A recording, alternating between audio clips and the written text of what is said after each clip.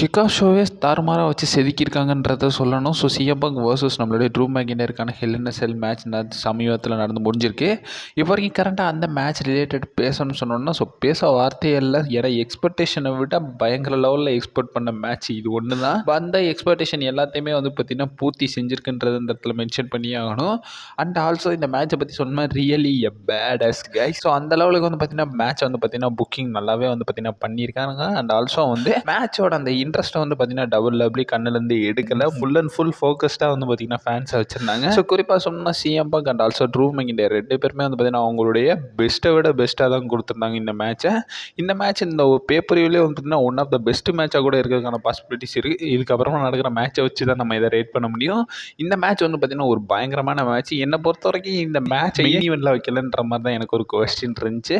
So டபுள்யூடபிள்யூ ஏன் main ஈவெண்ட்டில் வைக்கல? ஸோ இதை விட ஒரு பெரிய சம்பவம் வந்து பார்த்தீங்கன்னா மெயின் ஈவெண்ட்டில் பண்ணலாம் இருக்காங்க போல். ஸோ அதனால தான் வந்து இதை வந்து கிக் ஆஃப் ஷோலேயே வச்சிருக்காங்க. என்னை பொறுத்த வரைக்கும் ப்ராப்ளி இது ஒரு மெயின் ஈவெண்ட்டில் இருந்திருந்தால் சத்தியமாக மெயின் ஈவெண்ட்டுக்கு ஒர்த்தான மேட்ச் தான். பேட் பிளட்ன்ற பேர் ஹைலைட் பண்ணுறது இந்த ஒரு மேட்ச்ன்றது என்னோட ஒப்பீனியன். ஸோ உங்கள் ஒப்பீனியன் என்ன? அண்ட் ஆல்சோ வந்து எத்தனை பேர் இந்த மேட்சை பார்த்தீங்கன்றதை சொல்லுங்கள். And also still your winner நம்மளுடைய சிஎம் பங்க் தான்.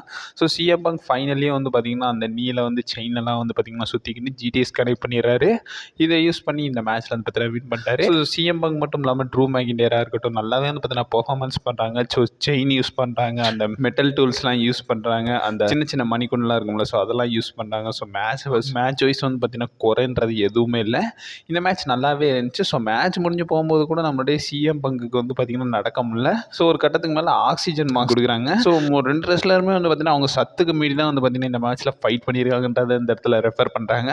2 பேர் முகத்துலேயும் ப்ளீட் இருக்குது. ஸோ எல்லாமே வந்து பார்த்திங்கன்னா பயங்கரமாக இருந்துச்சு. இந்த மேட்ச்சு ஒரு தரமான கிக் ஆஃப் மேட்ச்னா இதாக தான் இருக்கும்ன்றது என்னோட ஒப்பீனியன். இந்த மேட்சை பொறுத்த வரைக்கும் நான் ரொம்ப சாட்டிஸ்ஃபைடாக இருக்கேன். ஏன்னா நான் எக்ஸ்பெக்ட் பண்ணதை விட பெட்டராகவே பார்த்தீங்கன்னா இந்த மேட்ச் பார்த்தீங்கன்னா கொடுத்துருந்தாங்க.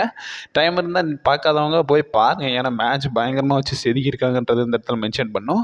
And also upcoming matches wise நம்ம வந்து பார்த்திங்கன்னா பேட் பிளட்டோட ரிவ்யூ வந்து பார்த்திங்கன்னா மேட்ச் வைஸ் முடிஞ்சதுக்கப்புறமா வந்து பார்த்திங்கன்னா பொறுமையாக ரிவ்யூஸ்லாம் பார்த்தலாம் நம்ம சேனலே ஸ்டே பண்ணிடுங்க. அண்ட் ஆல்சோ கோல்டுபர்க் கூட வந்திருக்காருன்றதை ரெஃபர் பண்ணியிருக்காங்க.